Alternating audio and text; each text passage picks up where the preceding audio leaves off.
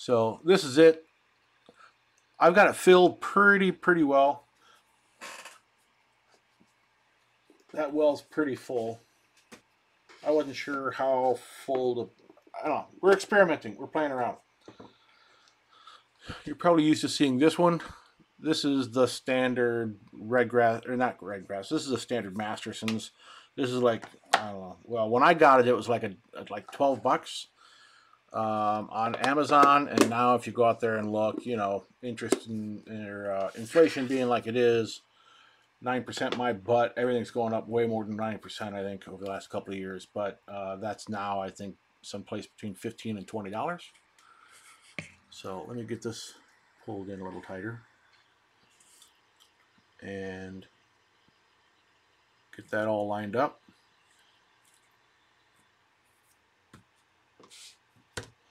So we're going to play around with this tonight. It's brand spanking new.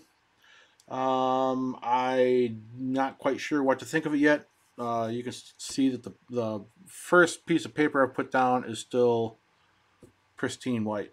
So we're going to make a mess of it tonight. I'm not sure about this lid. This lid has, so the top of it is a hard plastic, right? But along the edge, it's like this rubberized edging. And that edging comes all the way around to the inside, or at least down to the bottom here. I don't know if you can see this starting to depress a little bit, but it's kind of rubberized all the way down around.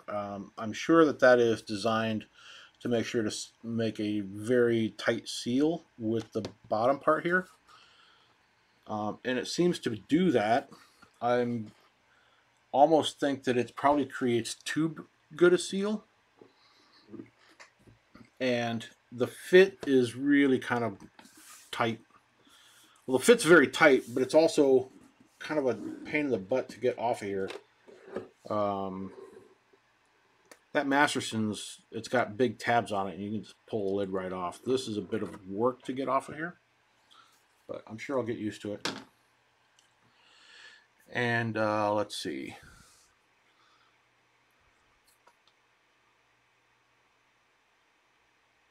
It seals the air well enough, but the water will drip right out of it. Okay. I mean, I used to keep my old one pretty flat anyway, especially if I had water and paint in it. So it's good to know that I'll need to do the same thing for this. Actually, I'm going to be keeping the old one just because I do head over to the game store every so often. And that one's a little bit more portable. It fits inside my monument bag that I have. It also fits inside my my carrying case. There's a little drawer in the bottom of that, so it fits right inside of there. I haven't tried the fit of this inside that drawer. I don't know, it might fit. It probably would, but I haven't tried it yet. And so I'm going to keep the old one around.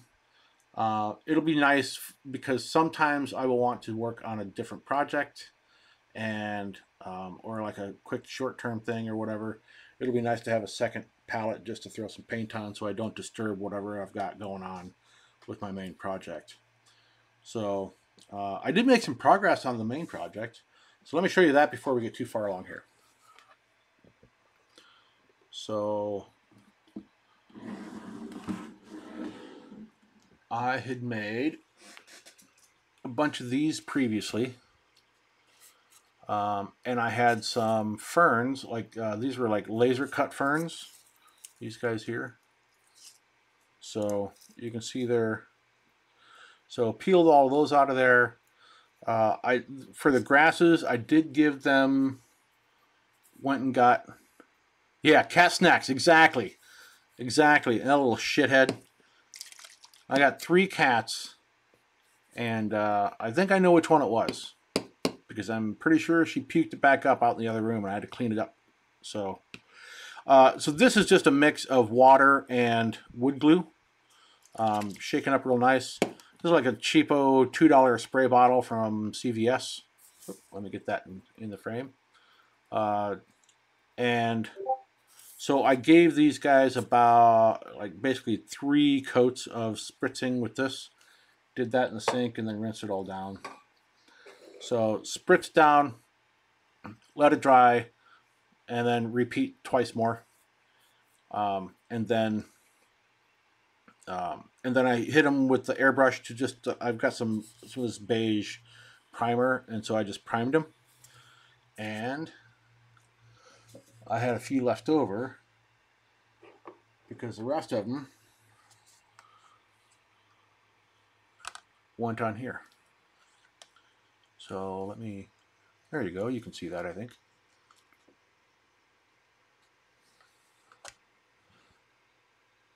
So just glued those down, and then I used a number of other tufts, and I've got a couple of those ferns there, which are similar now to the ferns that I painted in the backdrop back here, all the way back here, right?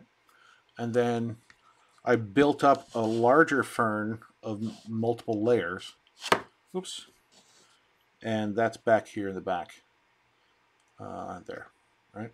So this has got a whole bunch of leaves in here. It's just kind of glued down and tucked into the back there. I wanted to give this log like a bunch of vegetation around it. The rest of this will still all get covered over in a snow. And I've got an idea for that snow.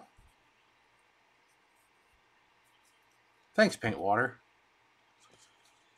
You're a pain in the butt to build, but I think I'm really liking how they're turning out. Somewhere here. And then I still have some other ones left over. I'll just throw those out here, right? So some shorter ones, some singles, some smaller ones, right? I wanted to create just a whole lot of variety and glue down a whole bunch of different things, kind of all in that same area. Anytime I've gone out walking around in the woods, there's always like a million different things growing. So I wanted to try to replicate some of that with this base. So then last night, so let me put that kind of in the frame there. Last night, I pulled my guy off of his base, right? And I made a couple of press molds.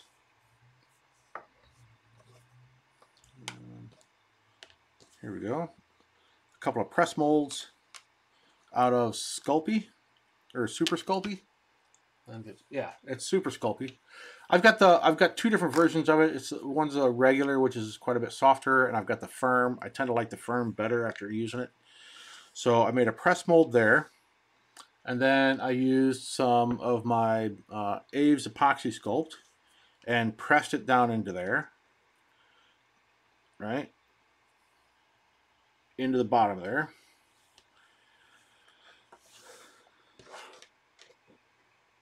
Same thing on this other one here, right? So built these press molds, pushed the Aves epoxy sculpt in there, and then today during a very boring meeting, I pulled these back out and I kind of shaved off because these overfilled the lip, which was intentional. So overfilled those, and then I shaved off the edges. And what that does is it gives me a little foot. And what I plan on doing with this little foot and the other little foot is I will use that to imprint footsteps into the snow once I've got all the snow down. So he's coming up, I mean, he's walking through this snowy area, right? And so he should leave a trace. He should leave some footprints behind. So probably one here and one over there. This is a lot of work for 2 footsteps. There's probably a better way to do it. I probably could have just like freehanded them, but I thought that this might be kind of a neat way to do it. So, plus it gives me a little bit of practice. I've never made a press mold before, so I wanted to kind of try it out. So there we go. And then I also made some bigger ones to represent giant feet. Because I'm thinking, what's this guy out here doing in a snowy birch forest? He's a ranger. He's a giant slayer. He's probably tracking a giant. So I will probably have a couple of much larger footsteps in there as well to show what he's tracking down. So that will be for later. The snow will probably be like almost the very last thing that I do on this. So this is pretty much all done now. That backdrop is pretty well done now, except for I will probably, I got some dust on it. I will probably paint in, after I get the footsteps into the snow, I will probably come back here and paint in some footsteps receding into the distance.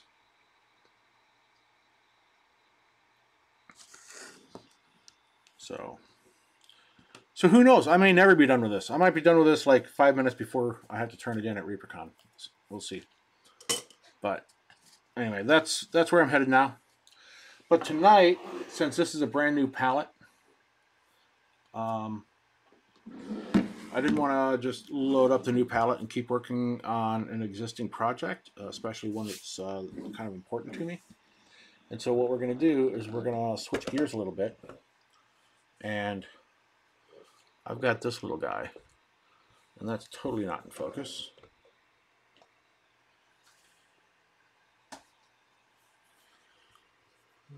We'll see. Are you going to focus? Or are you just going to... There we go. Nope. All right. If that's where you're going to be,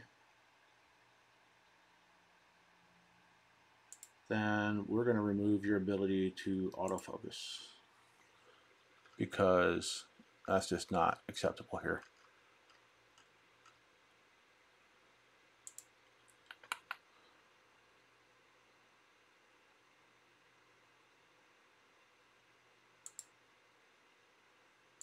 Off goes the autofocus.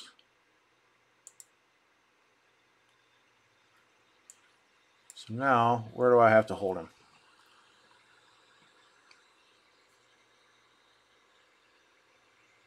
Where you at? I wonder if it's picking up all that white off of the paper.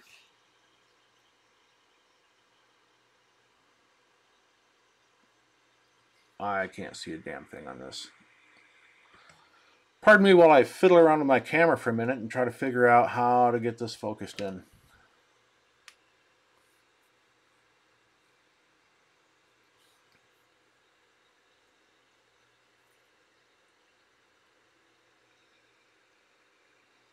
Nope, nope, nope, nope. Still no.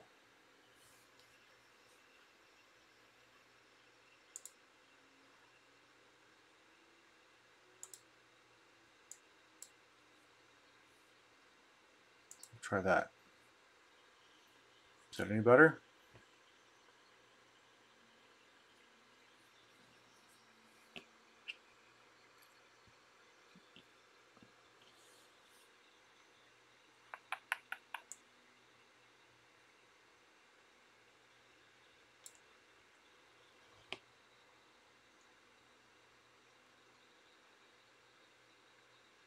All right, we're going to lose this camera for a minute, and then I will bring it back.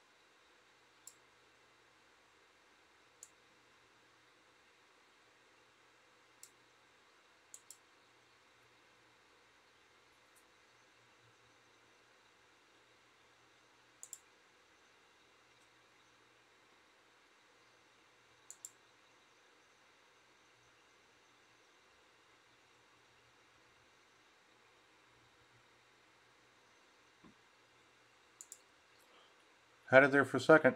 Where did it go?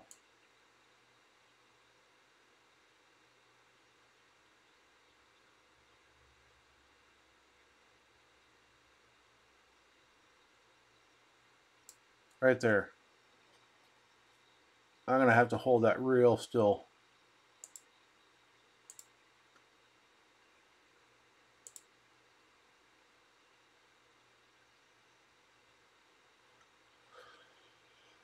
Still learning, folks.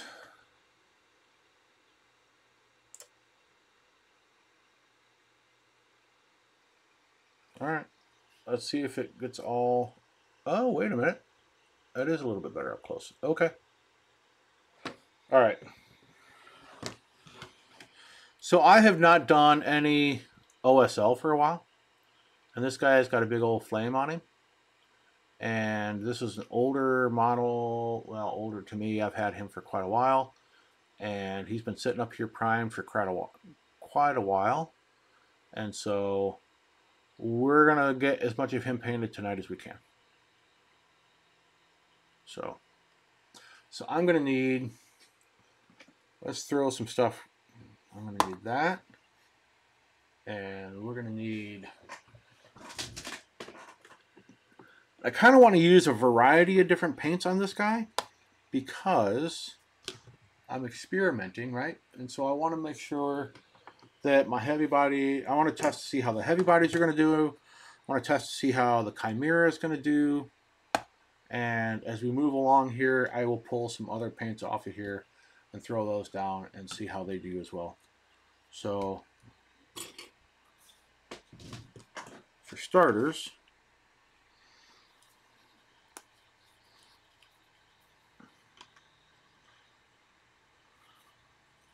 so JT start on Friday night, the other night.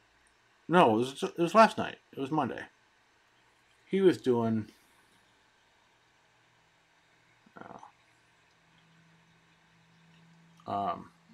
some work, and he had some phthalo blue red shade, and he was looking for a purple, and I said, go ahead and just throw a little quinacridone magenta into that blue and see what you think of it. And he seemed to love it, and that's a fan favorite of mine as well. So that's we're gonna use the same couple of colors here. I'm just throwing this down here. Move that over so you guys can see it.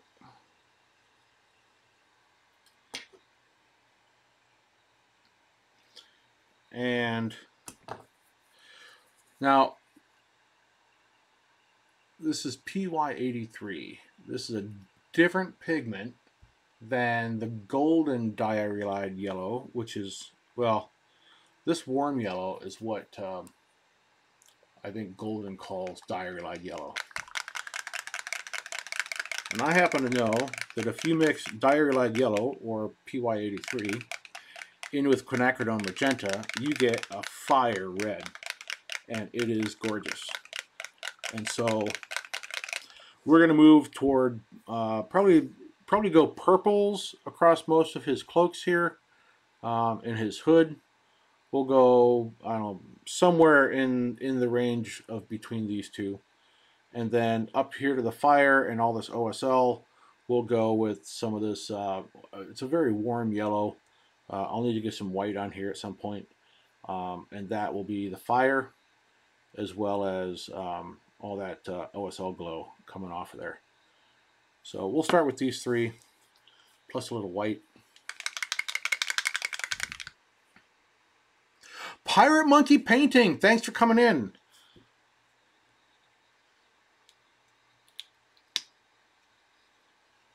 Most of you probably know Pirate Monkey Painting.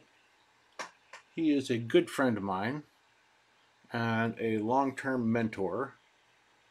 When I first decided that I wanted to learn how to paint real good, I called up Pirate Monkey and said, hey, teach me your ways. Teach me your ways. And he did, to which I am eternally thankful. So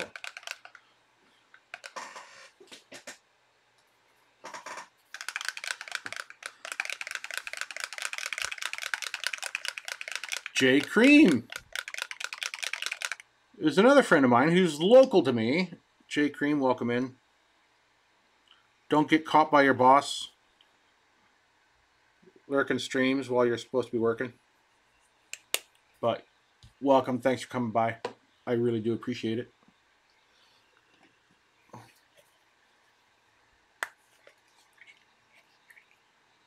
You will see here in just a second here, Anthony. By the way, do you mind if I just call you Anthony? I guess it's kind of late for that now, but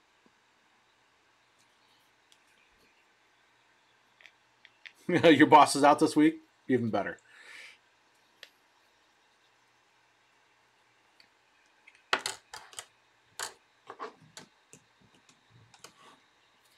So I am painting this guy. So I'm going to push my palette up out of here so I'm not leaning on it. But we are going to jump in and just start mixing and sketching and farting around.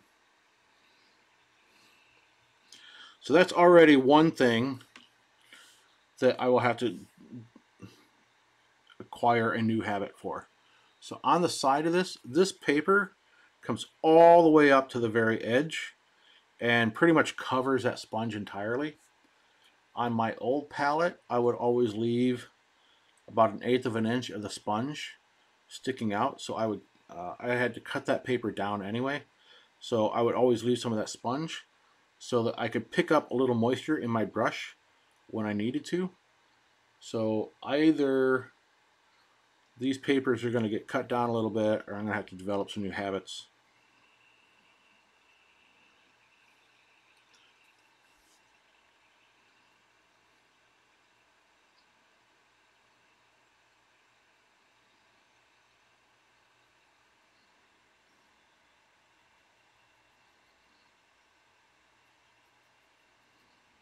So we're just going to throw some of this color in here together. Mix up a nice purple, maybe a little bit redder.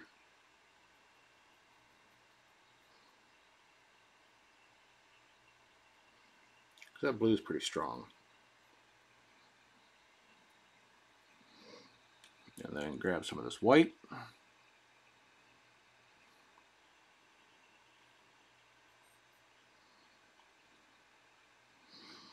I am going to like the real estate on this thing though, I can tell you that already.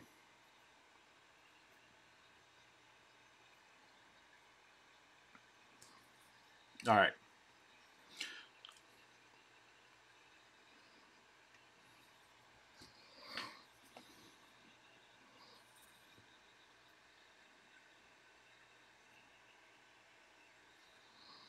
And hopefully figure out where I'm at here. Hopefully that's in focus.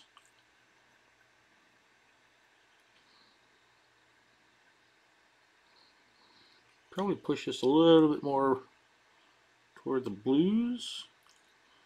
Down into there. Bring it up through some of this, and we'll end up with that orange on top probably.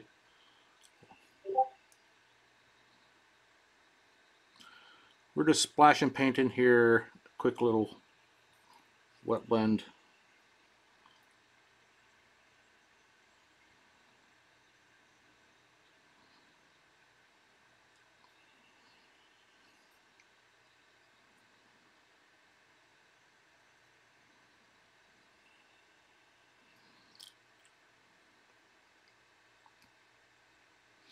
Not gonna lie, I'm a little bit nervous painting on stream in front of my mentor, who later on will say, hey, you know that practice you have of doing whatever it is that you do? Yeah, there's a way better, more efficient way to do that. The thing is, he's not going to be wrong.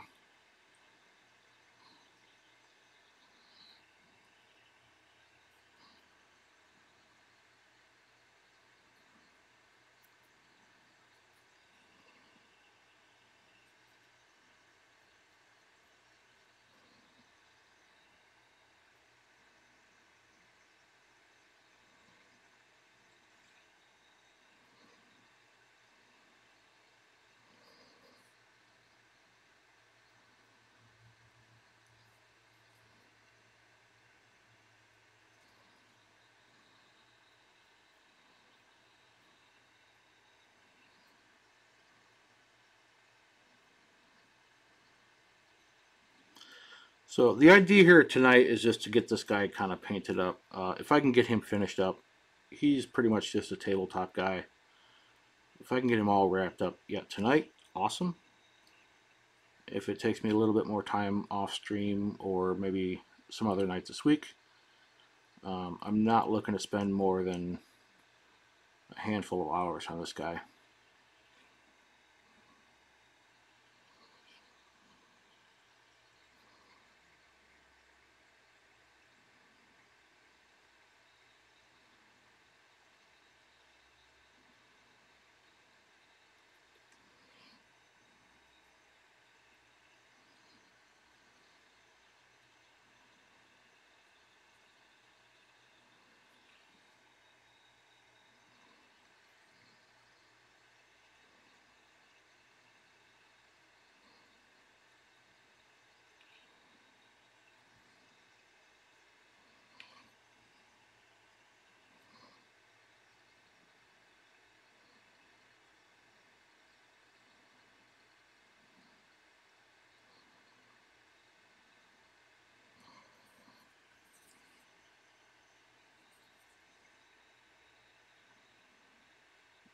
All the way down to that hole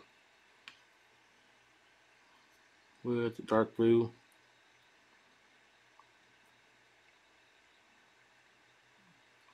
So this model comes from Gale Force 9, and before I knew better, I bought a small handful of models from them. Probably not going to be buying many more because they've had some issues with their quality. I had one of them that I painted that was, these are all resin cast. And don't get me wrong, I love resin cast. They are the favorite, they're far and away my favorite things to paint.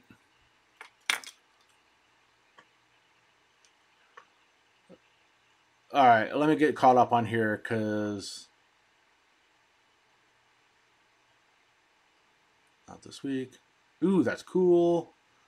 I have not received the chimeras yet. This chimera pirate monkey is from the core set, which I already owned. Right. So the palette, I don't know. I'm still. This is literally the first time I've used it. And this is the Redgrass XL2. It's the larger one. Well, as you know, I've been kind of itching for a little bit larger palette anyway. I pre-ordered this last October, and it just came in today. So I put some water in it, put the sponge down, got a piece of paper on it, and we're off and running. So we'll see how this guy knows what he's doing. Sometimes. Most of the time, no, Dave. Most of the time, I do not know what I'm doing, but I will catch on eventually. He finally notices, yeah.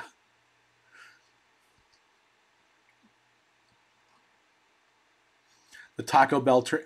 Okay, no lie. No lie. Do you see that right there? Do you see this right behind me? Right? That's the lid that I had. Well, you know what lid that is. So Jay Cream and I were at a 2-day workshop in Chicago being put on by Alfonso Heraldez. Right?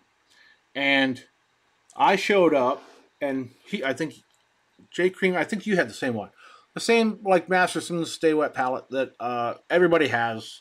It's everybody's, like, first wet palette, whatever, right? And don't get me wrong, that's been a great palette for me. I've painted out of that thing for 4 plus years, and it's been great. But, so we get there, and he says, tomorrow you need to bring in a larger palette. And I showed him that, because that's a standard palette that a lot of people have. And I said, is that good enough? And he's like, no, bigger. Bigger. Okay. So Jay Cream and I went out and went to Target, and we got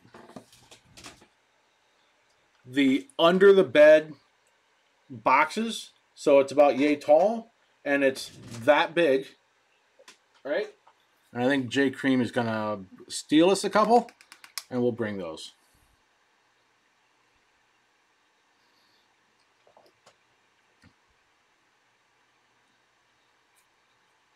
Just want to get caught back up on chat here.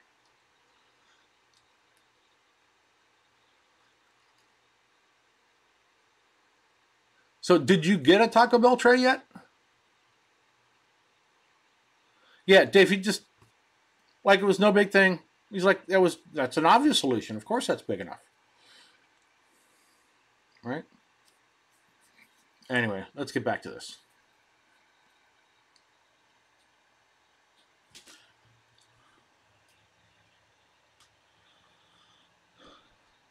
All right. Oh, hey, Pirate Monkey.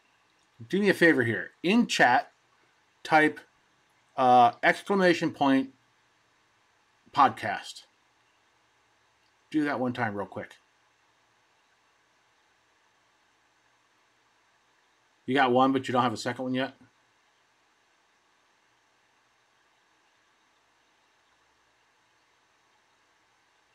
I don't know how much lag there is here. Maybe he's already gone. I hope I didn't miss him. There you go. Podcast. Nassau Cafe. That would be me and Anthony. So go check that out. That actually links right to the episode. So if you like listening to a couple of nerds nerd out about miniature painting nerdery, that is right up your alley. We spent some time talking about something that probably you've not heard of yet in the miniature painting arena, which is what about the longevity of this art?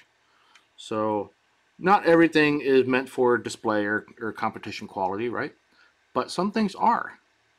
And so what do you want to do, or how do you make sure that what you are creating is going to last? Because if we want this to be taken seriously as an art, then we need to make sure that we are building things and painting things and crafting art that can survive the test of time. So we get deep into the weeds on that. And I don't know, if you're into that sort of thing, check it out. You might like it.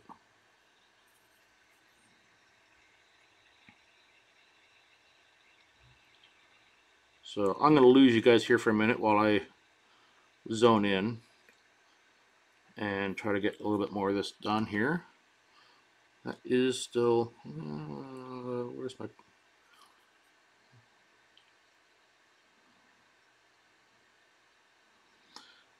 So yeah, it's already been like story time, right? It's a story about palettes and stories about podcasts and stories about like me not knowing what the hell I'm doing and not looking up a chat like right now.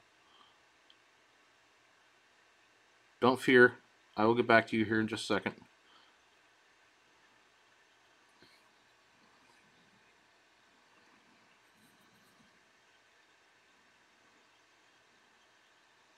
I'm off camera.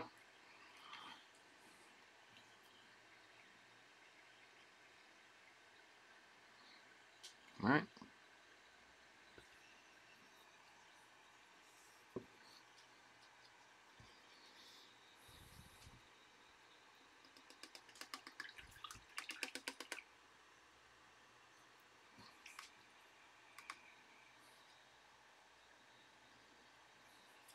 So the cool thing about mixing is that I've got the entire range between this blue, right?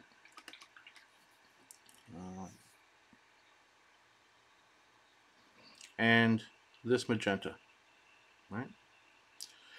Which means if I use a different ratio here, and I go with like a really red mix with just a little bit of blue, right? And I paint this in here, it's a different hue of purple, but it is guaranteed to harmonize with that other purple because it's literally the same two pigments. right?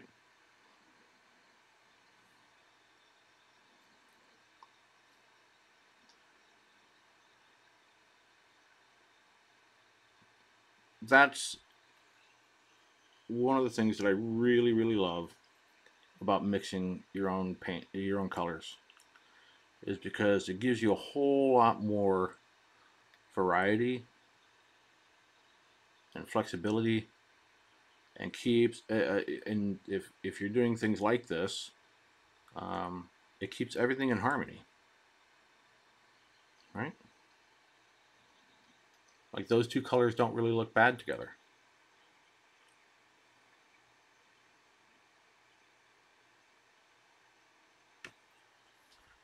Right?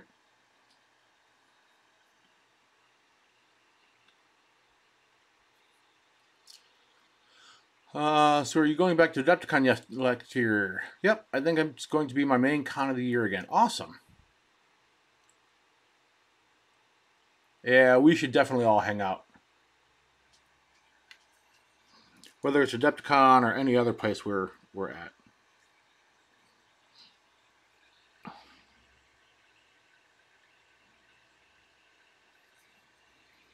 So now I can take some of this, pull that off to the side over here, and throw some white into that.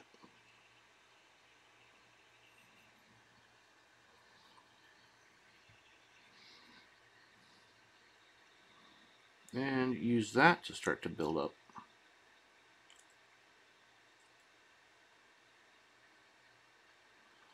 a few highlights here. Just kind of sketching those in. Not worried about blending right now, I'm just worried about getting some of the lights in there, some of the values. That's a little sloppy. But that's okay, that's what a sketch is. It's supposed to be a little sloppy.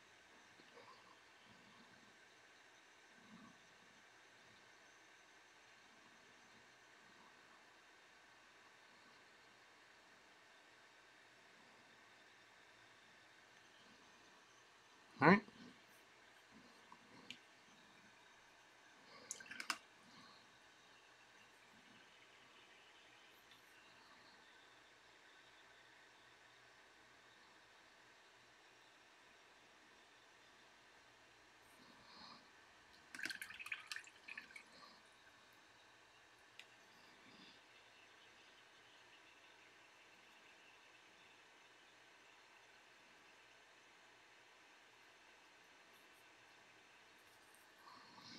Let's get his arm. You know what? I'm gonna get what's what on this guy here. Let me get this up in here.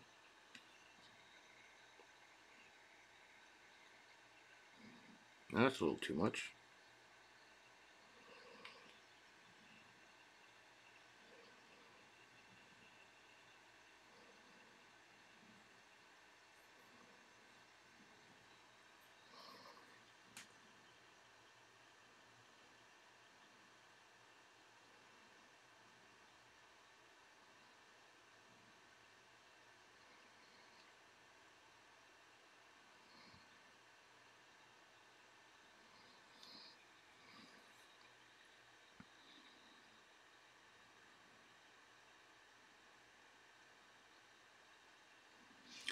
Now I've got to make a decision about his hood. Do I want to introduce a new color in there or not?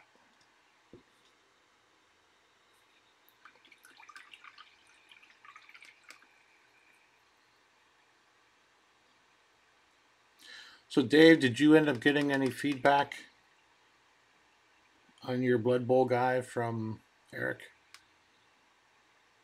He said he had a lot of feedback. I'm not sure what that meant. I can guess, but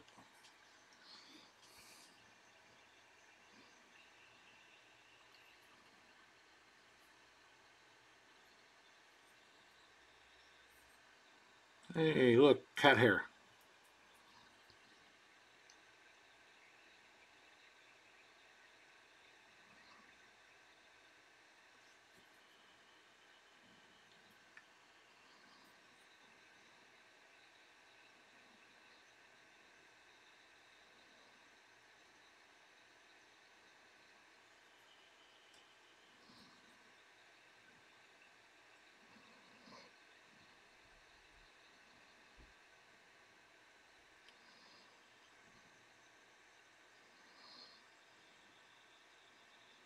The sculpt is super gnarly right down in here in this crack. In that hollow there, it's just a mess.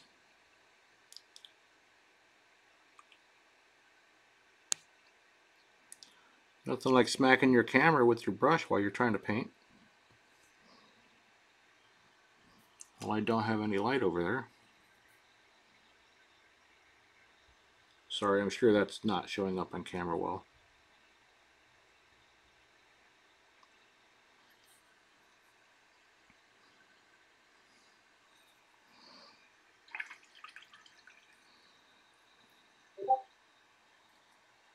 All right.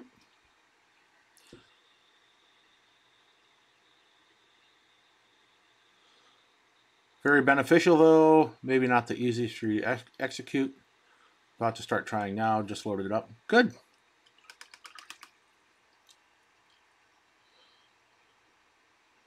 Well, one thing I know about Eric is he's not shy about giving advice in terms of like, if he knows you want to get better, he will give you good advice, even if it's a little tough to hear sometimes. But that's one of the things that I really appreciate about him. Did I miss a... No, that's old. That's a couple days old. For a second, I thought I missed a follow. It's like, I don't remember hearing the chime go off.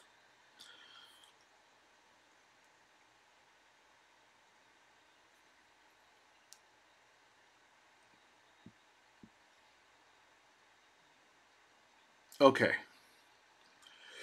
The OSL from this flame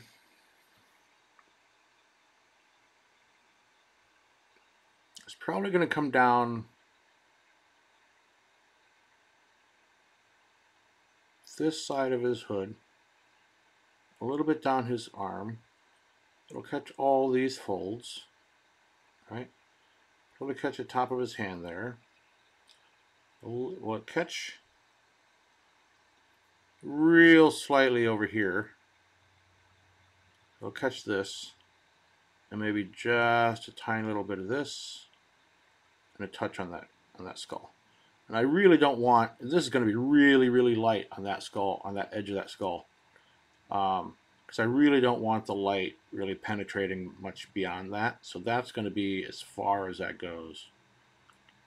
Maybe a little bit in there. It will definitely catch the top of this. It will catch the top of this. Right? And it will catch on the back side here, top of this fold, these folds here, and it's going to be fading out as it comes down, and probably start to, on the front side, if it comes all the way down to here, then on the back side it will come all the way across to here, and probably catch a little bit of that, I don't know, that billowy part. Okay.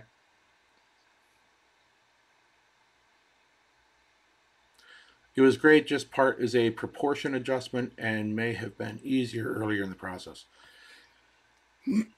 Yeah, that makes sense. That makes sense.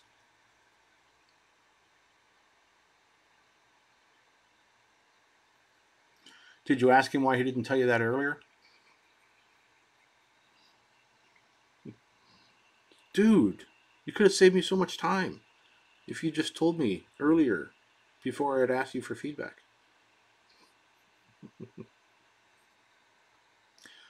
All right, so I think this cowl up, here, I think I'm probably just gonna, because I'm kind of in a hurry on this, and this is not like a competition piece or anything, I'm just gonna make it the same color as this. So I'm gonna use the same mixes here for this, right? I might shift it a little bit more toward the magenta, right?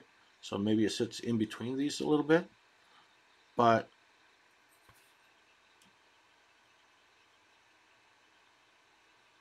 I just want to get, this is kind of a speed paint tonight.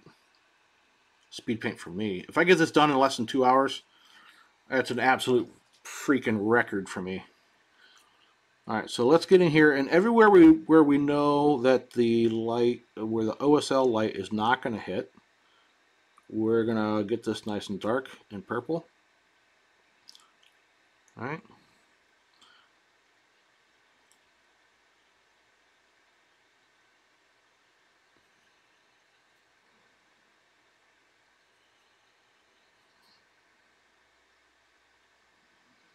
And again, so this is really kind of a third color on this, right?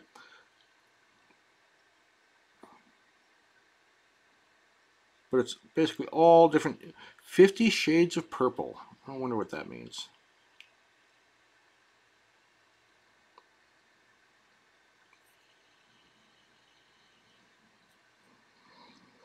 So I'm just going to splash some paint up around this side. We'll probably come back probably down in here a little bit. Down in the cracks in there. We'll hit that later with some more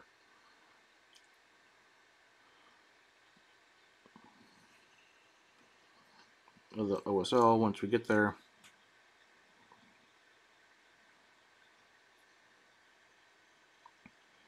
Obviously all of this over here is going to be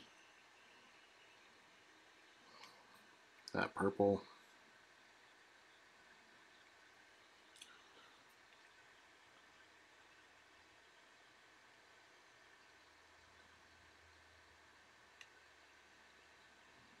Right now I'm just blocking in this color because what I'll probably get to the OSL part of this. So I took Eric's OSL class at Warfare Weekend last year, and we're going to see just how much of it I have forgotten since then, because I haven't really done much OSL since then.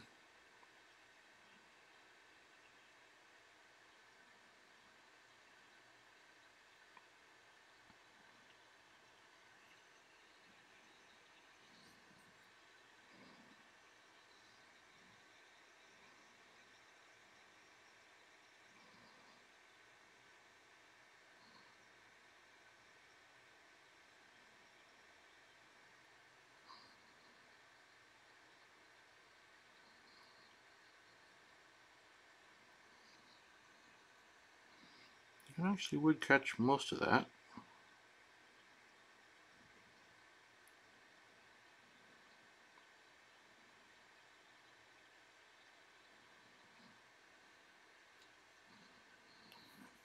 And then all of this up underneath this fold.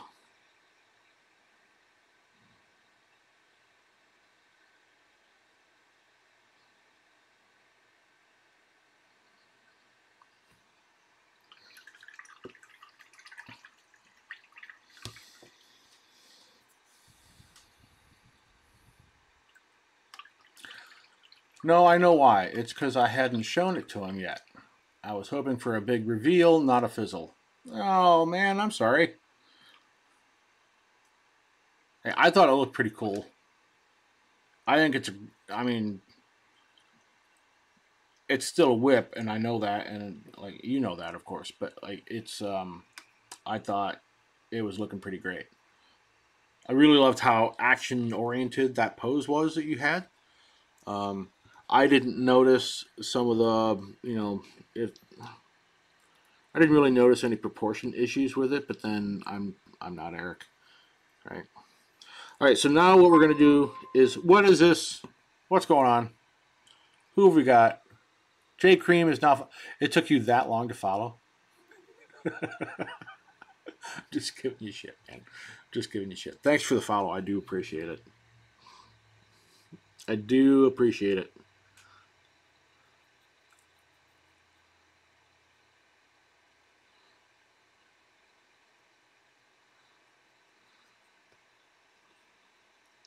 Doesn't that just look like red fire? That just, oh, it's so beautiful. All right. So we're going to pull some of that mix all the way up. We're just going to kind of coat this, and we will come back with some white here in a minute and hit the hot parts.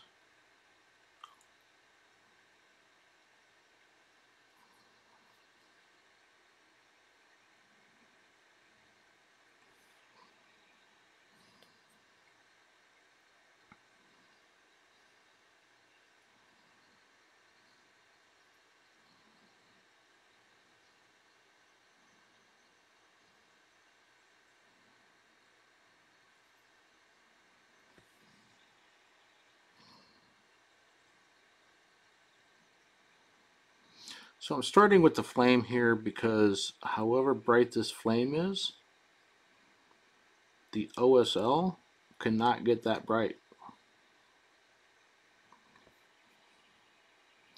If this is the light source, then it has to be the brightest piece of light on the Mini.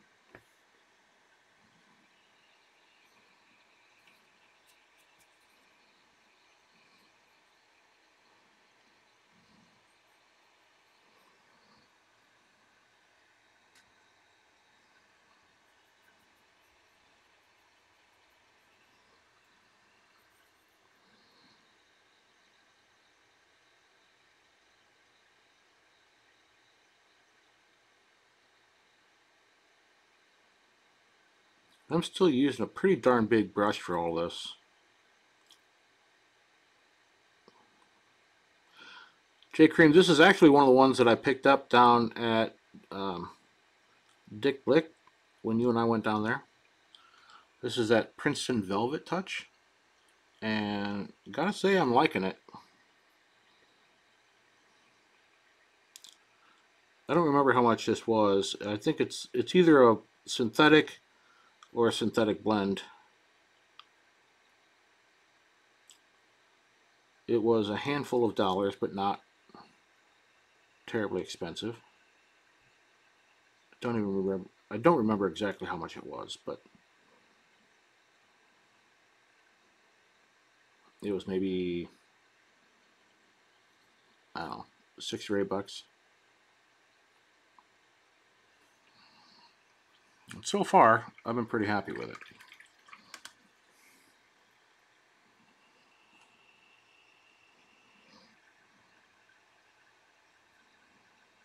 It is nice having this much room.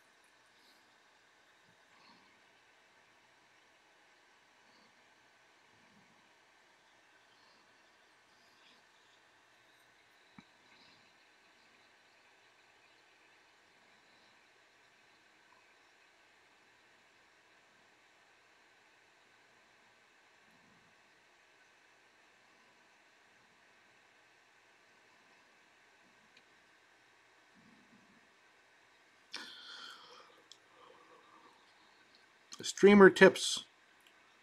Don't fall silent while you paint. Let people know you're still alive. New people come in and they like to hear you talking. I don't know about what. I'm not sure what I'm supposed to talk about, but apparently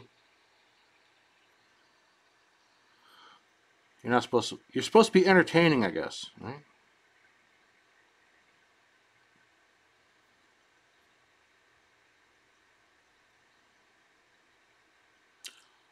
Do I look like an entertainer to you?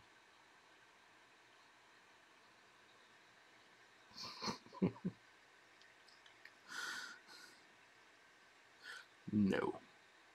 Maybe. I don't know. To each their own, I guess.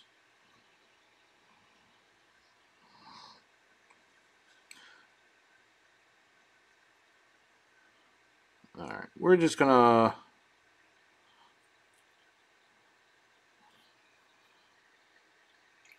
try to get some nice bright white down in there at the base of this.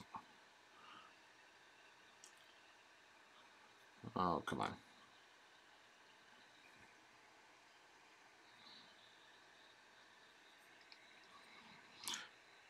So some pure titanium white all the way down here at the very bottom, because that's where that fire is the hottest, is right up next to his hand.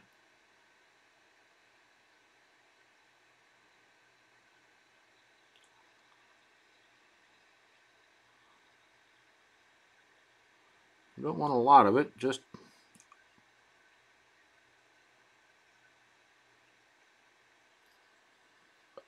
enough. Not too much, not too little. Just right.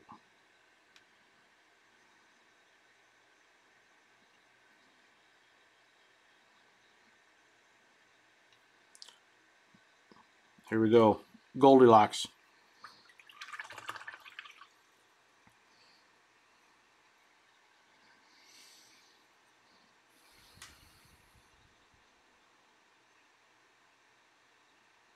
You know me, I forget everything. You might have to grab one next. Yeah, it's kind of a nice, it's a cool brush. A little like Kiera Night, huh? Kiera Nightlu? I have no idea who that is. Dude, I'm so out of touch. I have no idea who any modern celebrity is. And for the most part, I give 0 fucks. I'm like, whatever. Occasionally, I enjoy a movie or two. Other than that, all right. So let's grab some of. Now we don't want to get all the way to white here, so we're gonna back off of this a little bit for the light on his hand. All right. And we want this to fall off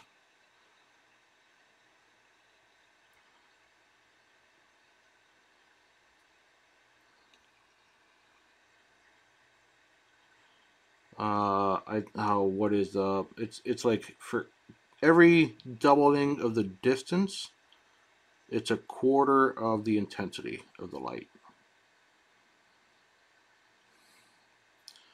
So this I think we can get away with fairly strong. This will be pretty strong. And what did I say? I wanted just a touch of that. Right? Is that where we want it to stop? So there'll be a little bit here.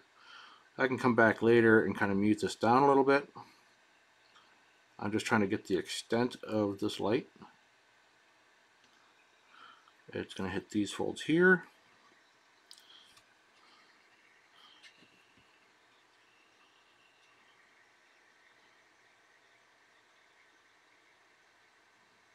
Whatever this thing is, a little bit of that.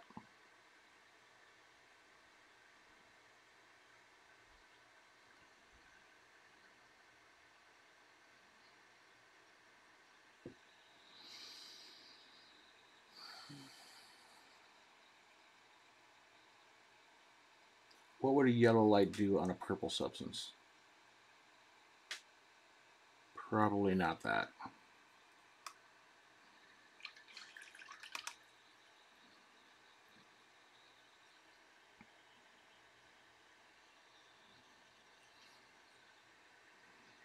Fuck it. Rule of cool.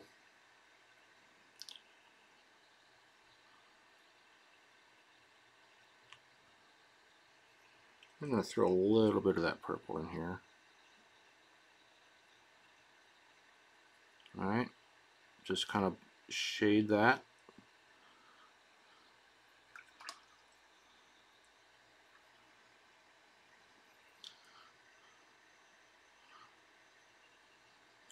This isn't normal light. This is fucking magic light.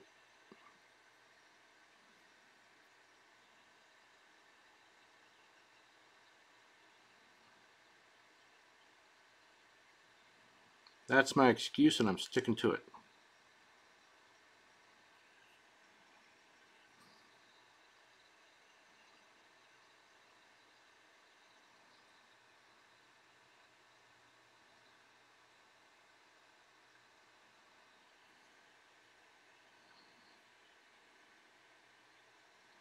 Nope, I don't want that. That will turn green.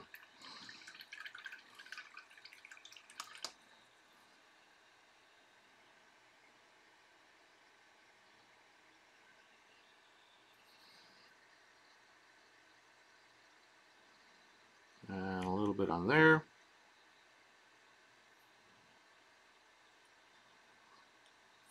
Erase it because it was too thick.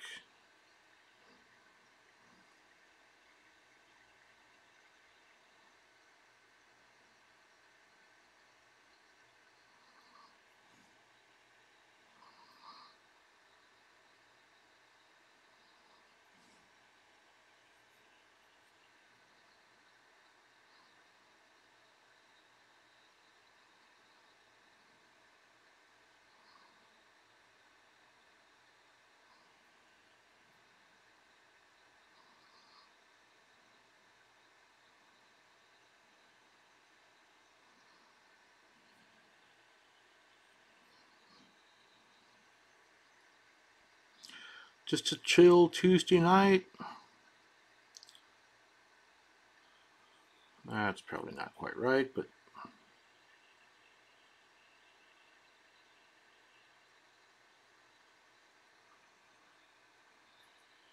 and just a touch on the top of that fold.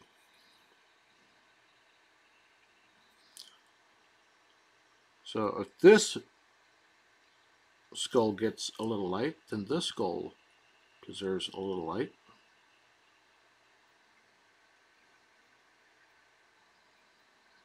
All right. And we'll probably have to hit that again later.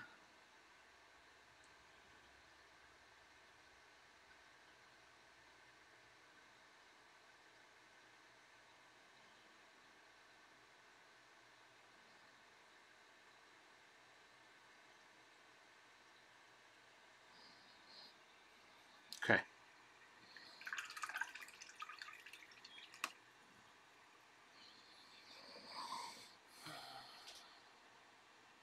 She's an entertainer.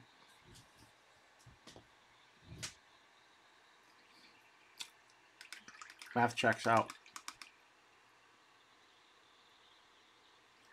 Math checks out.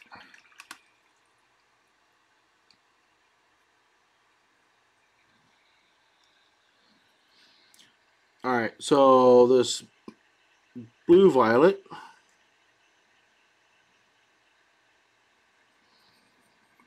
I want on the bottom side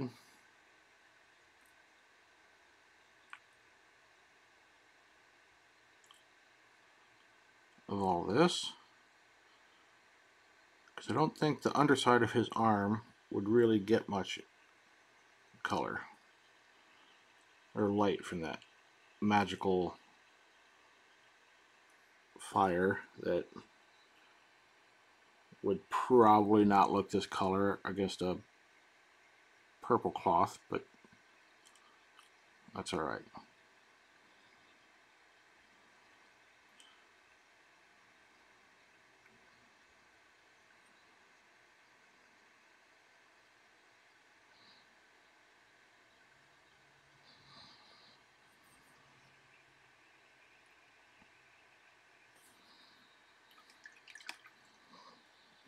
I think these ribbons, I'm going to just go straight magenta. We're going limited palette on this.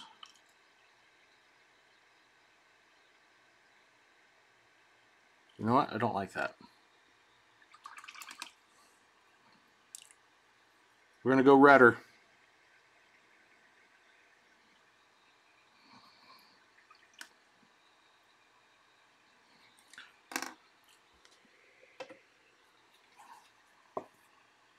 We're going to grab some of this quinacridone red, which is redder than the quinacridone magenta.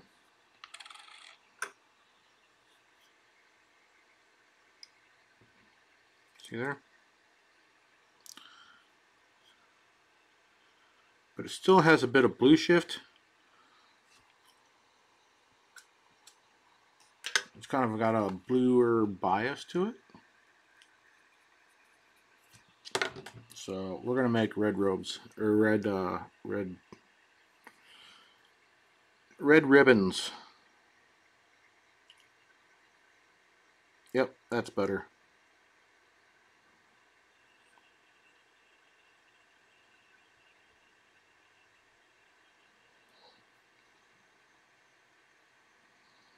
Just blocking this in real quick.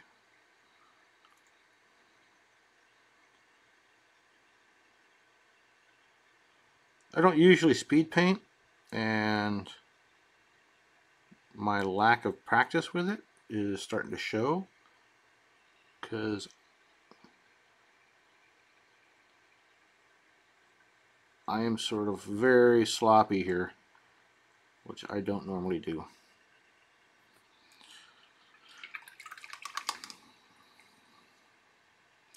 This is the part of the speed paint where it's like, yep, looking like ass. That's why I don't do this. But that's okay. That's not the purpose of this painting tonight.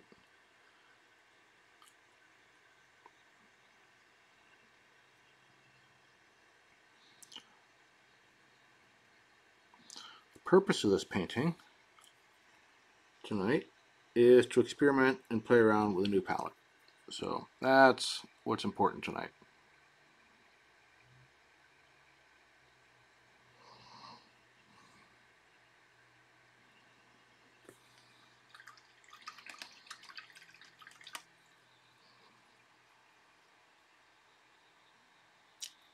I'm going to grab some brown, some really, really dark brown for his pants under there, if I can find the right one. And that one. And that one. I have no idea how loud this is about to be.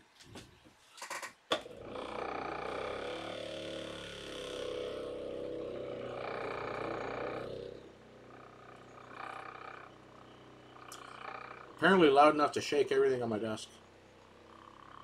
I'm not sure what's making all the noise over there.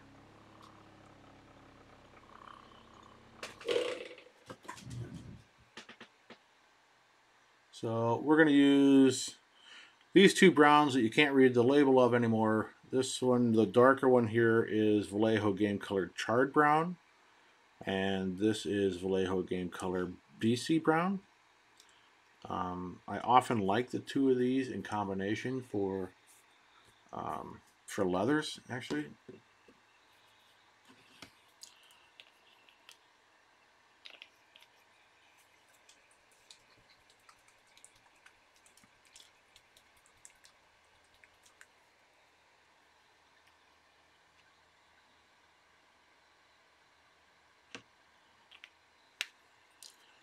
A little bit of that.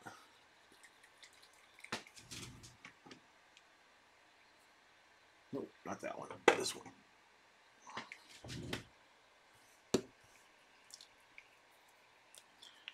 And a little bit of this.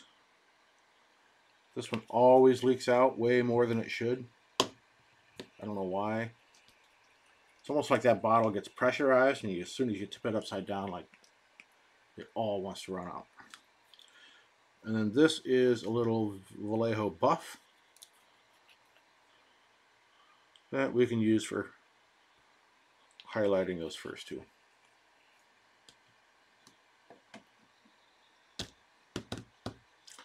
And I need a smaller brush to get in there. What's this one? Yeah, not that one. What's this one? That'll do.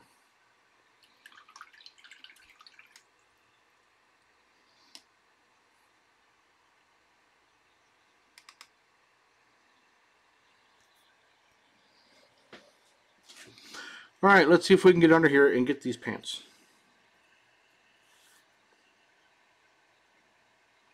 That's what she said. These are probably going to stay pretty darn dark. They're not any sort of like focal point. I want them to just kind of disappear into the darkness, into the background there. This brush is going.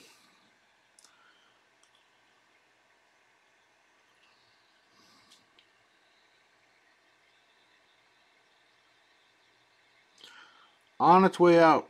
So this is a Rosemary & Co. Series 33, number 2, that has seen better days.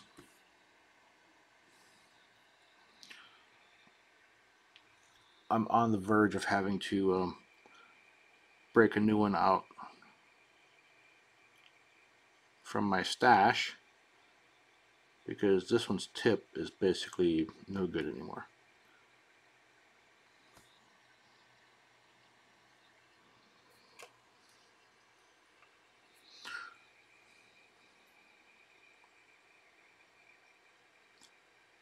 I don't know if you guys can see that or if the camera can see that, because I sure as shit can't.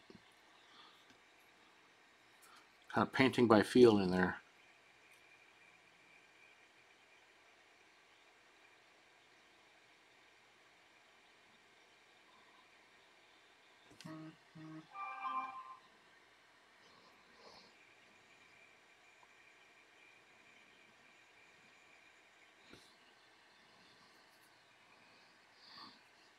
Starting to get warm in this room, and as the top of my head starts to sweat a little bit, my glasses are sliding around.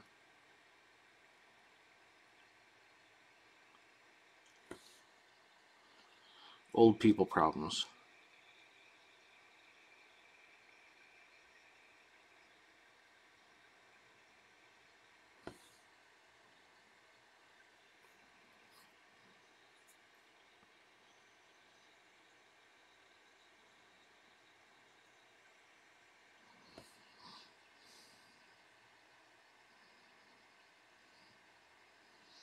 I do want just a little bit of highlight to show some of these folds in here.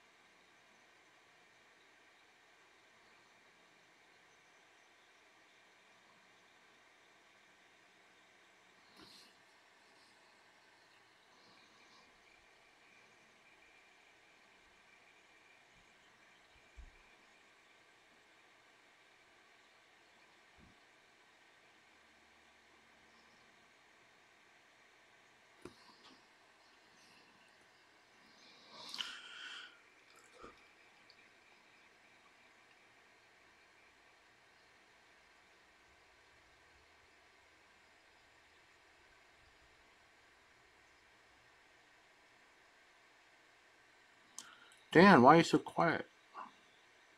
I don't know. Ran out of things to say.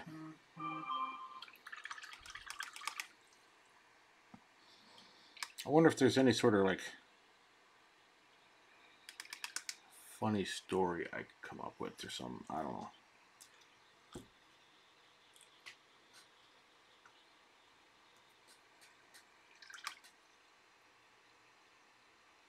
Kind of a quiet Tuesday.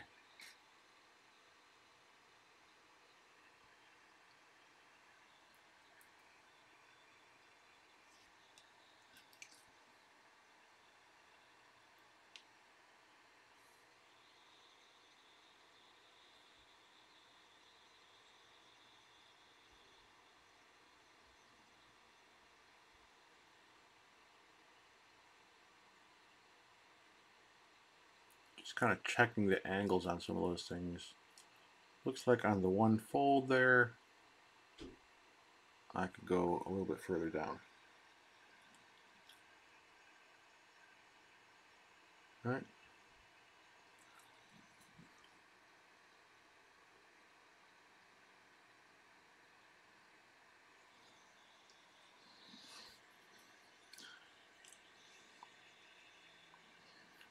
Wait, which one was it?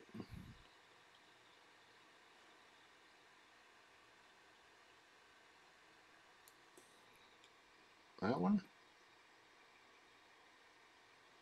Oh, this one.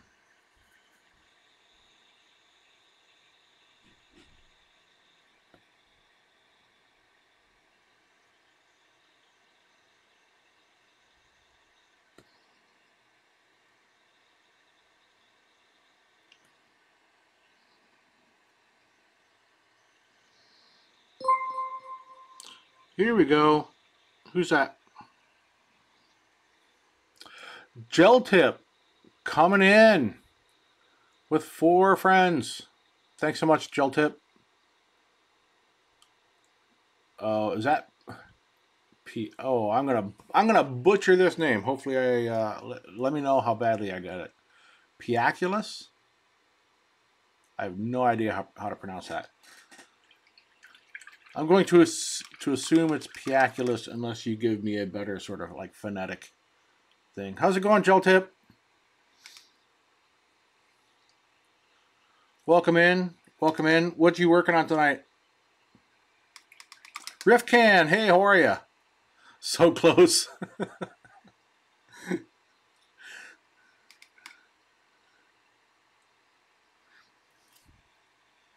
A blue dragon wormling.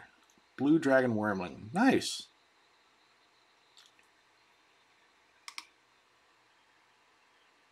Where's that from? No. See, you beat me to it. From Nolzers. Cool. Very cool. Well, I am working on this guy here. So I got a brand new wet palette today. The Redgrass Games XL2 that I ordered last October finally came in today. So I thought it might be a fun time to do a little bit of experimenting, take it for a test drive, see how it goes. I do like how large it is. That's why I got it. It was quite a bit larger than the other one that I've been working out of for 4 years. But it is different. It's got some, I don't know, it's got some stuff going on that it's going to take me a little bit of time to get used to. So I didn't want to throw down paint on the brand new wet palette and continue working on the other project. And so I thought we would play around with this guy who I apparently cannot seem to keep in frame. So that is a long wait. That's a long wait. I had to wait. Well, I pre-ordered it after the Kickstarter had closed, and so I had to wait for all the Kickstarter orders to go out. And apparently the XL2, which is the larger one, was literally the last thing they manufactured. Like all the regular sized XLs or all the regular sized pallets were already done, built, and chipped, and they were still manufacturing these. And so, like I say, these were the last ones to go out. I had seen some other people starting to get them, and then I got the shipping notice here. So if you ever need to do international shipping, DHL is the way to go. I've gotten stuff shipped to me from a number of different places over in Europe. Anytime that they use DHL, it gets here inside of a week. So, yeah. Yeah, I'm still waiting on probably a few more Kickstarters than I probably should have backed, but that's the way Kickstarter goes, right?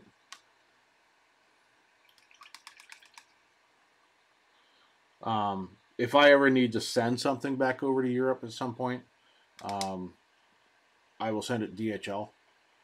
I have sent something to Germany, and as efficient as the Germans are, German Post fucked me. It got all the way over there.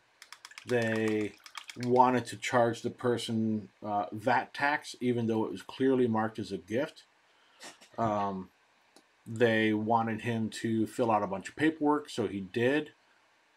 He said that they would get a hold of him within a few days. They didn't. He finally checked back with them a couple of weeks later, and they said, well, you never turned in the paperwork, so we shipped it back. He's like, I did turn in the paperwork. It's right here. You have it. They lost the paperwork, so they shipped it back. When they shipped it back, it took 3 months for me to get it back. 3 months. Because on the return shipping, they didn't care. They sent it the cheapest route, which was probably chuck it into a container and let it sit on the water for 3 months coming back. It was, yeah. So I had to wait, and I was sure that they had lost it. And it was a Kickstarter exclusive model, something I couldn't replace. Finally, it comes back. Like 3 months later, I got to ship it back over to him again. It was another, like, however much it was, like $40-50 to send it back over. And the second time around, he was watching for it, made sure that he got it picked up. And I said, hey, look, if they want you to pay the VAT tax again, just pay it, and I will reimburse you. I don't care, right? Luckily, the second time around, they got their shit sorted out straight, and it was fine. But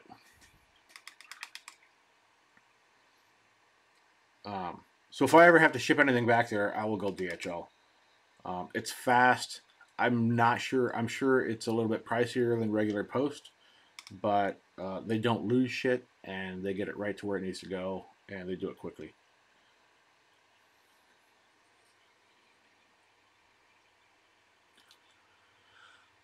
ZBrush may be freezing up, and I haven't saved in a while.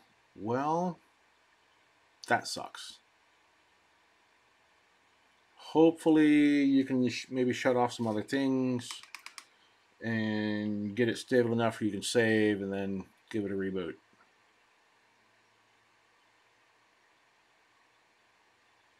That sucks. I hope you're able to salvage whatever it is you're doing. So anyway, so this is what I'm working on tonight.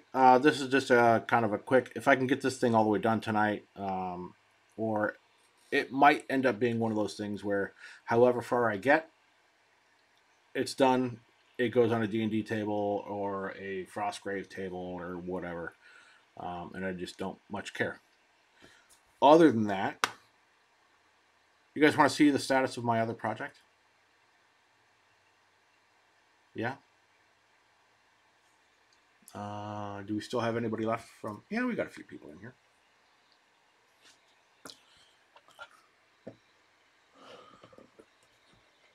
This lid is wonky. It fits super snug, but I don't know.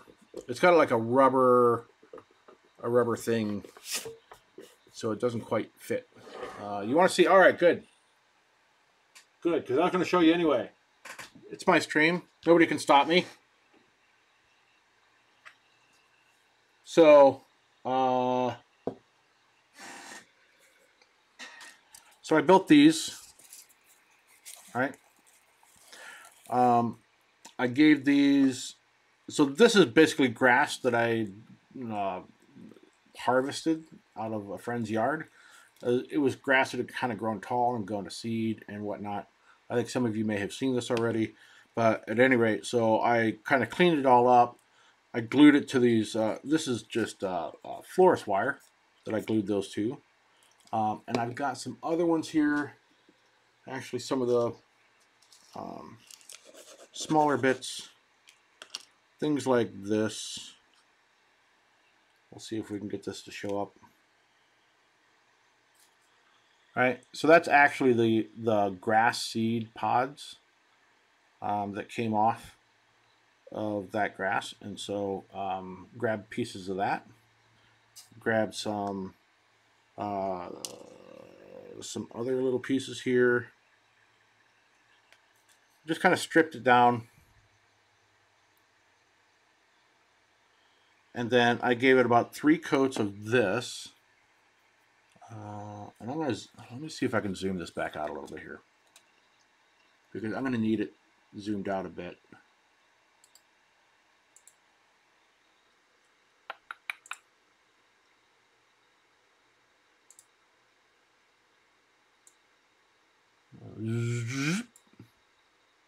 There we go.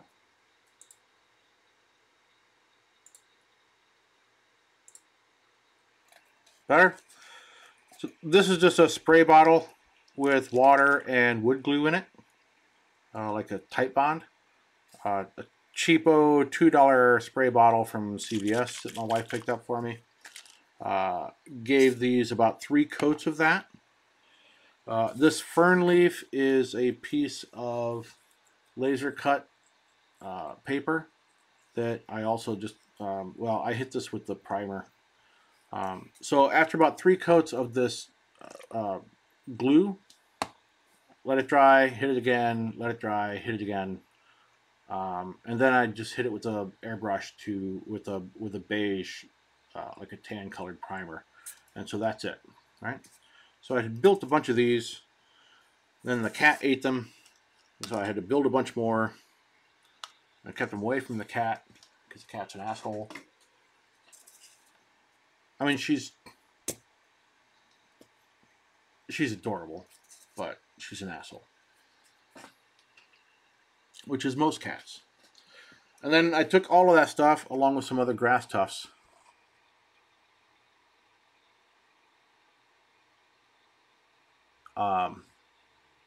And glued them all down.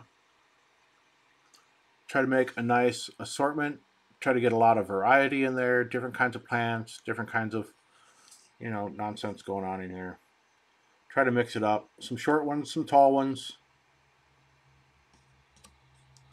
Are you going to do the giant footprints? I think I am.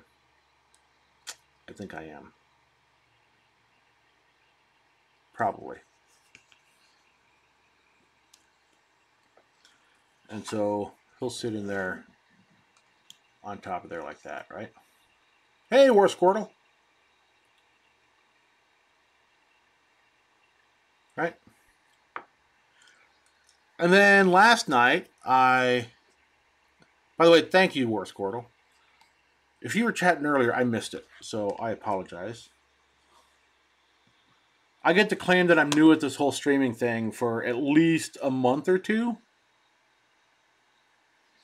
I don't know.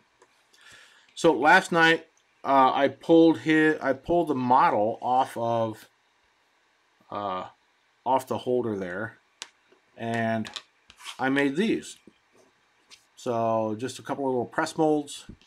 Get them up there close to you here. Little press molds. Actually, the pins went all the way through, so I just used a tool and kind of filled in that pinhole, flattened it out. And then earlier this morning, while I was in some boring meeting, I grabbed some of my Aves Epoxy Sculpt and mixed that up and shoved that down into there, right? Just shoved it in there. And then during a different boring meeting, after it is mostly cured, I scraped off all the overfill because it overfilled. There was a little lip here that was created from I didn't get this deep enough, to be honest, but it's okay. It's kind of a one-use type of thing, right? So there we go. You're exactly right. Sculpted footprinters, and I got 2 of them now. So now, and the funny thing is, Riftcan, I think I'm only going to have room for like 2 footprints from him by the time I get him down here, because you can see where this footprint is, and so this foot would be figure out. Okay, so this one would be up here, right? If that was his foot, and then this foot would be here, which means this footprint will end up going probably about there. You're gonna stay there. See where that's at? And I probably have room for, like, depending on where I put it, maybe even only half of this one all the way at the back, right? And then I've got to paint footprints into that backdrop. So it turns out I'm not done with the backdrop. I thought I was, but I'm gonna have to do, get off there, out. And for shits and giggles, I grabbed another giant piece that I have not painted yet. It was still in the box, so I cleaned off his feet and made another little press mold so I can have some giant feet. You probably have like maybe one kind of hanging off over here, maybe another one back over here. So I got to figure out a way to get like 4 footprints in there and make it look like it's not like derpy as hell. So, but the snow will be the very last thing, or one of the very last things. So I'll get the snow down.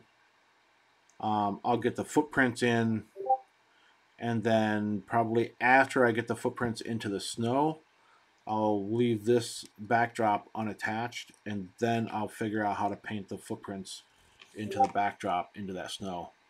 And the sad thing is like most of that's going to be covered up, so you're not even going to notice it unless you turn it around and look behind him. But they will be there. They'll be there.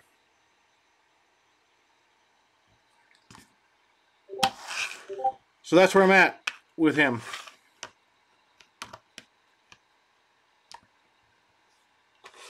Get my feetsies put back away here. Isn't that like a Twitch thing? You're not supposed to show feet on Twitch. Well, here I am breaking the rules already.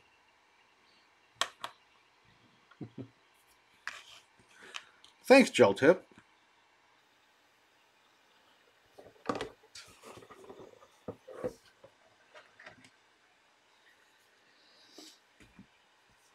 All right, and I think I want. Do I want a different brush? So I'm going to work on this OSL for a little bit more. If you're coming here, by the way, to learn how to do OSL, this is not a great stream to do it. I took that class with Eric Swinson a year ago at Warfare Weekend. If you ever get a chance to take a class with with Eric Swinson, do it. No joke. Probably one of the best instructors I've taken classes from. And he's a fantastic teacher. I just have not really done a lot of OSL since I took that class. And so I'm pretty rusty. So I think what I want to do here is I want to grab some of this yellow, and I might want to tone it down with some of this purple. Yeah, I think that's the right call there. We'll just...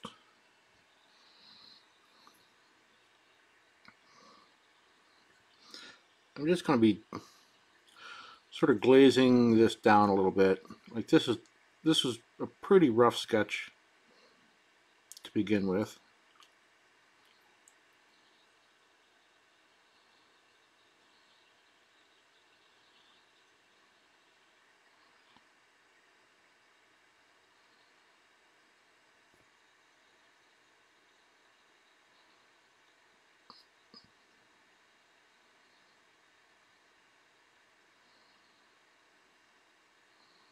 Get a little bit of that in there.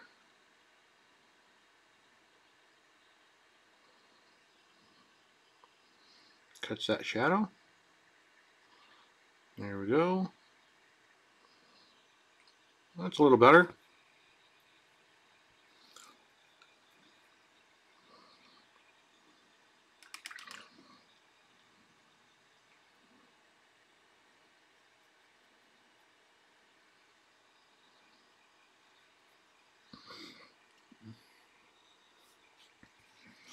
Yeah, he's a fantastic artist.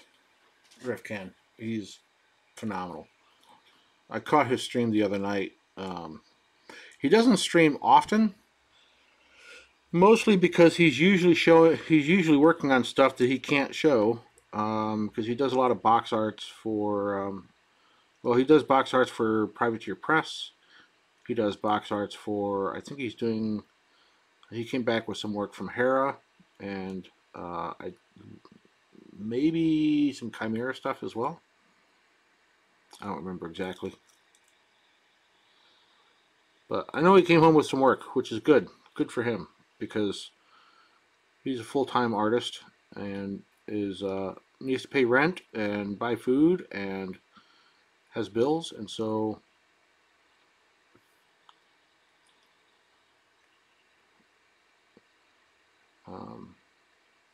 good for him.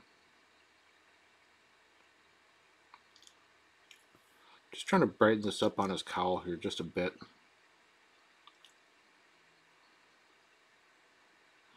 I'm being careful again though to not get nearly as bright as the flame. And this flame is just kind of sketched in for now. I would go back and do some additional revising and refinement on that later.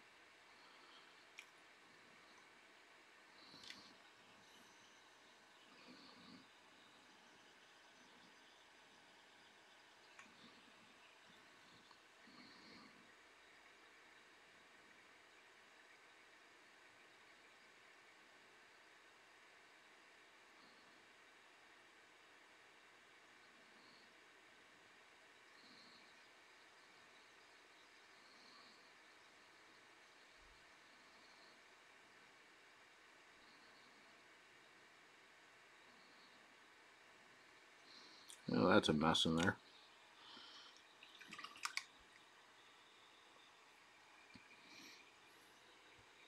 Oh, that guy. Yeah, that guy.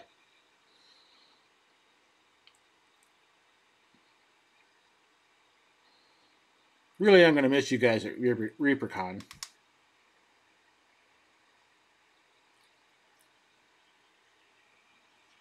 And at Warfare.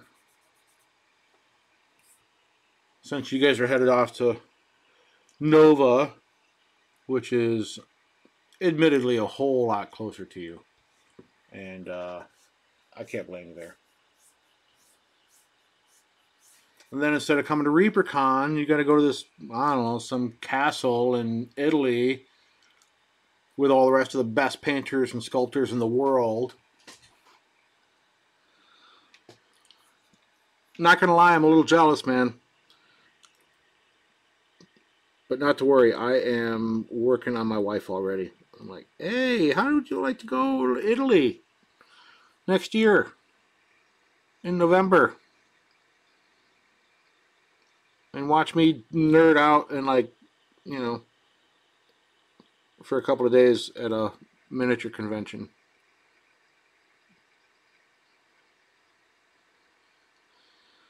And then I guess if you want to go to other places in Italy, that's fine too.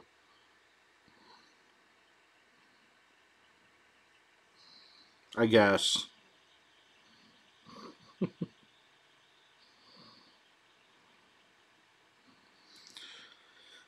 of course, being a mom, she's like, well, what are we going to do about our son? Like, he'll be in school, and, like, we're going to pull him out to go to Italy in the middle of November? I'm like, he didn't have to come with us. If he's got school, he can go to school. But if he really wanted to go, I would pull him out of school for a week or so. It's not going to kill him.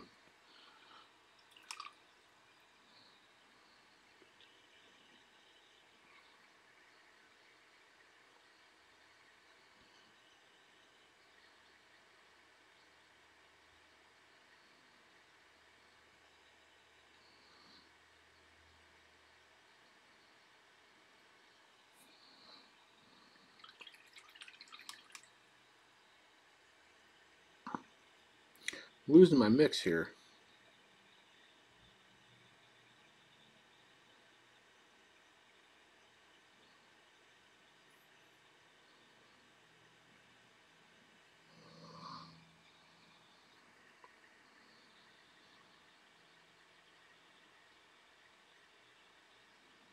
This has gotten a little thin.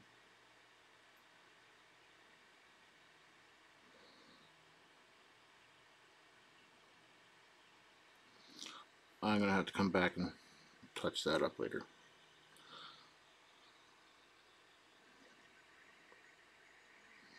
I see you chatting. I'll be with you in just a second.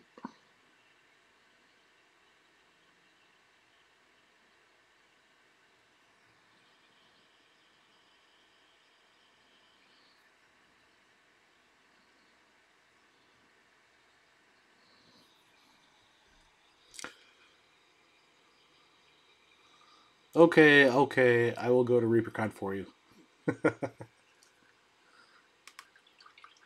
Yeah, Monty's why you're missing Warfare. No, I know that. I'm just jealous, that's all. You're gonna miss me too? Aw.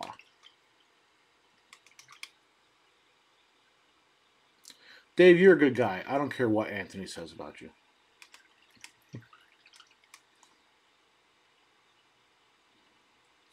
I think I don't have to twist my wife's arm to go to a mini convention in Italy, right? Well, see, my wife doesn't paint, and like she's like, that is all your nonsense. She supports me doing it, but she has no interest in doing any of it herself. But I could probably get her to Italy if we can afford it. Probably the only time you don't have to beg, right? No, really, honey, Italy. And then don't forget, in what, 3 years? Dave helped me out. It's in 23 or 24 that World Model Expo will be in Versailles, France. I want to say it's 24.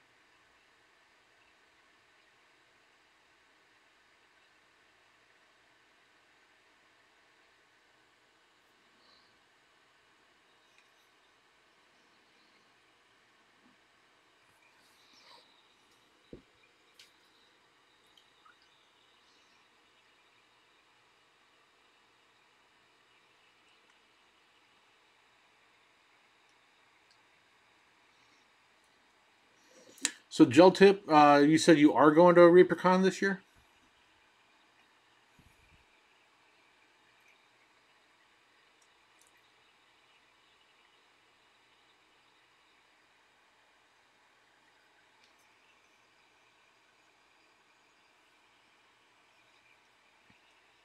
Yeah, awesome. Make sure to look me up. Yeah, let's hang out, man.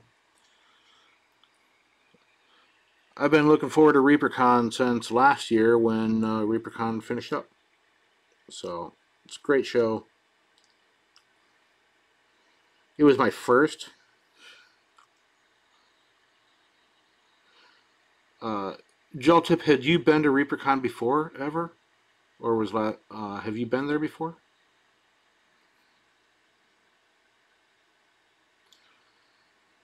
Because last year was my first year. Not only was it my first year at ReaperCon, ReaperCon last year was the first miniature oriented convention I had ever been to. And for a mini convention virgin at the tender young age of 49, I gotta say, ReaperCon was a great first convention.